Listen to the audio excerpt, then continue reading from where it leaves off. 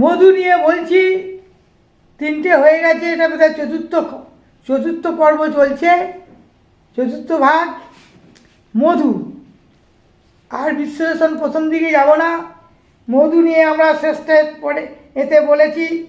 হ্যাঁ, হিক্কা হয়ে গেছে, দৃষ্টিহীনতা হয়ে গেছে, আমাশয় বলে দিয়েছি। এবার স্নাবিক নার্ভের দুর্বলতা, স্নাবিক 2-3 ফোঁটা ভিঙ্গরাজের রস পত্র সকালে মধুসহ খেলে স্নায়ু দুর্বলা মিটে যায়। অতিসারে পাতলা পায়খানা করছে, এই রোগে ডালিমের খোসা চূর্ণ 1-3 গ্রাম মাত্রায় মধুসহ সেবন করলে, অথবা ডালিমের খোসা বেল সুটের চূর্ণ ভগবান মিশিয়ে সমভাগে মিশিয়ে মাত্রা মধুসহ সেবন করলে উপকার পাওয়া যায়। এবার আসি চলিত গর্ভে।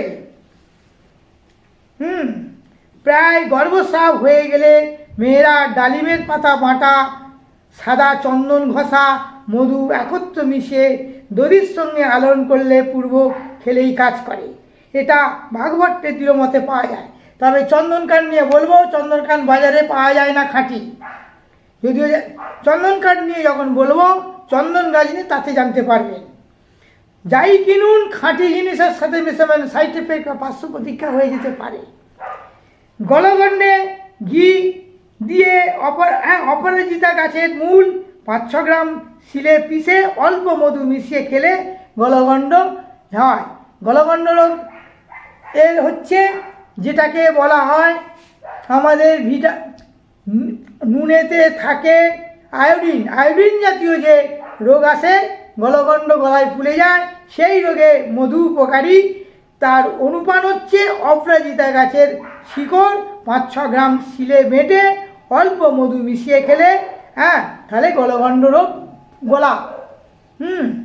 কত মধু কত উপকারী বলুন তো। আজকে চিনির রস কেমিক্যাল বেরিয়েছে মধু, বাজারে মধু পাওয়া যায় না, খাঁটি দুধও পাওয়া যায় না, মধু পাওয়া যায় না, ক্যাম্ফোরা কর্পূর পাওয়া যায় না, অনেক কিছু পাওয়া যায় না।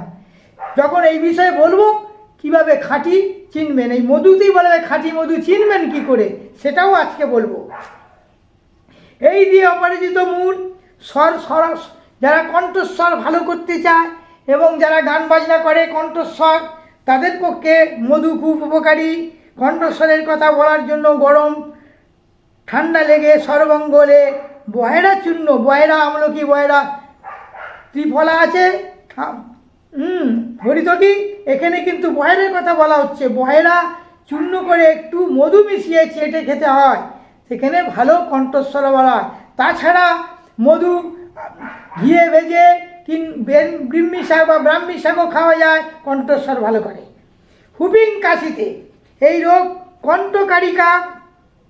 কণ্টিকারিকা ফুল শুকিয়ে গুঁড়ো করে 8 গ্রাম মাত্রা, আর শিশু হলে সিকি মাত্রা নিয়ে মধু মিশিয়ে চেটে খেলে এই হুপিং কাশি চলে যায়। এর আরও অনেক টোটকা চিকিৎসা আছে, সব পর বলতে পারবে। আয়ুবার চাচ্ছ, আমি আবার পরিবেশবিদ বলতে পারেন, পরিবেশ নিয়েও ভাবনা চিন্তা করি, অনেক ভিডিও করেছি, আরও করব। হাঁপানিতে যারা হাঁপিয়ে যায়, হাঁপানি দিয়ে অন্যান্য গাছও যেমন আছে, মধু দিয়ে তাতে বলেছে কাশির সঙ্গে হাঁপের টান, দম আটকে আসছে, কাশতে অথচ কিছুই বেরোচ্ছে না, এই ক্ষেত্রে শুকনো কাশি কণ্ঠকারিকার মূল বেটে মূল গাছ সমেত 250 গ্রাম নিয়ে একটু থেতো করে 2 লিটার জলে সিদ্ধ করতে হবে। আন্দাজ 1/2 লিটার থাকতে নামিয়ে রাখতে হবে। 2 লিটার জলে 1/2 লিটার হয়ে যাবে, সেই জলে সেটাকে পুনরায় ঘন করে ছিটে গুড়ের মতো করতে হবে, করতে হবে। এবং পেস্ট সেই ঠান্ডা হলে তার সঙ্গে সমপরিমাণ মধু মিশিয়ে রাখতে হবে। সকালে থেকে 4-5 বার এটাকে একটু একটু করে চেটে খেতে হবে। এটা অন্তত 5-6 দিন চলবে। এর দ্বারা কাশি কমবে, হাঁপের টানও থাকবে না। হাঁপের টানে অনেক রকম আছে, সর্দি, শ্লেষ্মা জাতীয় হাঁপানি, অ্যাজমাটিকা, এই নিয়ে গাছ নিয়েও অন্য বলবো। অ্যাজমেটিক একটা গাছের নামই দেওয়া হয়েছে, বোটানিক্যাল নাম, অ্যাজমাটিকা ইন্ডিকা, যেটা অন্তমূল, অনন্ত নয়। গাছ নিয়ে বলেছি, সেটা এর আগে ভিডিও করেছি, অনন্তমূল, শতমূল। আচ্ছা, পিপাসা রোগে অম্বল থাকলে ঘন ঘন পিপাসা বা অ্যাসিড অম্বল হলে খালি খালি জল পিপাসা পাবে, তখন ঘন ঘন জল পান করতে ইচ্ছা হয়।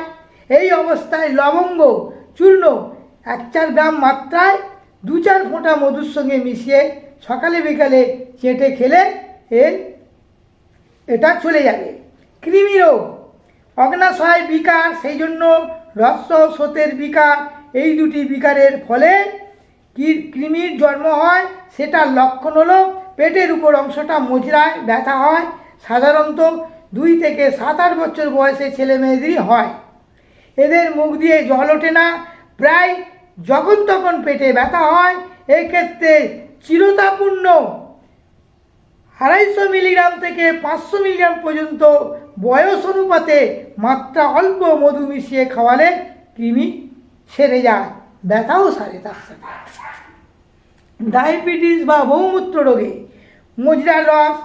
মোচার রসের সাথে 2-3-4 ফোঁটা মাত্রা 8-10 ফোঁটা মধু সকালে ও বিকালে 2 বার খেলে প্রস্রাব সারে পরিমাণ কমে। সর্বঙ্গ, গলা খুসখুসুনিতে আদার রস, আদার সাথে 1-2 চামচ 1 থেকে 2 চামচ রসে অ্যাক্টিভ গোলমরিচ 1 চামচ মধু মিশিয়ে 2-3 বার খেলে সর্বঙ্গ ভালো হয়ে যাবে। শিশুদের ক্ষেত্রে দুধ তোলা গোটা বেগুনের রস 2 ফোঁটা মধু 10 থেকে 12 ফোঁটা মিশিয়ে প্রত্যেক দিন 1 বার করে খেতে দিলে দুধ তোলা ভাবটা কমে যায়। কফ ও কাশিতে গোটা বেগুনের আধ পাঁচা সরষে 10 থেকে 15 ফোঁটা মধু মিশিয়ে খেতে হয়, এটা ভালো হয়ে যাবে। মধু প্রসাদন, এবারে আসবো মধু প্রসাদ। মধু দিয়ে আমরা কি করে প্রসাদন, আমরা কিভাবে শরীরকে চকচকে রাখবো, সেই নিয়ে বলবো। এখন আর 2 মিনিট বলবো। মধু প্রসাদন, বয়স বাড়লে ত্বক সাধারণত আমাদের আর্দ্রতা শোষণ এবং ধারণ ক্ষমতা হারাতে থাকে। এর আগে যখন বললুম অনুপান, দেখছেন মধু কত উপকার হয়। মধু কিভাবে চিনবেন বলে দেবো। বাজার থেকে মধু কিনবেন না, যতই ডাবর বলুন, ফাবর বলুন, সাধনা ঔষধনা বলুন, বিশ্বনাথ আয়ুর্বেদ বলুন, আর রামদেব বাবাজি সেই এতে বসে আছে ওই হরিদ্বারে, তা ও এক জালি লোক, তার মধু কিনবেন না, তার কোনো জিনিস কেনা দরকার নেই। অনেক বদনাম করে আমাদের, বলে দিচ্ছি। এটা ওর মতো জালি লোক আছে কিনা আমার জানা নেই। যারা রামদেব ভক্ত আমার সাথে আসুন ফেস টু ফেস। কোনো বাজারে যেসব ফাইল শিশিতে ভরা যায় মধু, বেনে মশলা, ঠাকুরের জন্য চিনি রস ছাড়া কিচ্ছু নয়। প্রমাণ হয়ে যাব যখন মধু পরীক্ষা কিভাবে করবেন জানতে পারবেন খাঁটি মধু কাকে বলে, সেটা নিয়ে বলবো।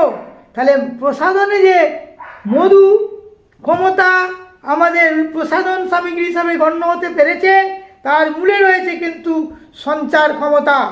মধু পেশি স্তরে খাবার হিসাবে গ্লুকোজ পৌঁছে দেয়।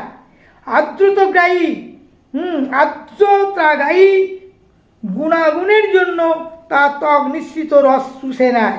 আবার এই নিরোধ ও ব্যাকটেরিয়া বিনাশী বৈশিষ্ট্য জীবাণুনাশে ক্রিয়াশীল হয়ে ত্বককে ক্ষতিকর প্রভাব থেকে রক্ষা করে। ও সোভিয়েত রাশিয়ার বেশ কিছু মধু প্রসাধনী তৈরি হয়েছে। মূল উপকরণ তালিকা নিচে আমি বলে দিচ্ছি। এই তালিকা মুখশ্রী প্রলেপ কীভাবে দেবেন, আমি এর পরের ভিডিওতে বলছি। 5ম পর্ব 4র্থ পর্ব বললাম, এর পরের ভিডিওতে করছি, সঙ্গে থাকুন।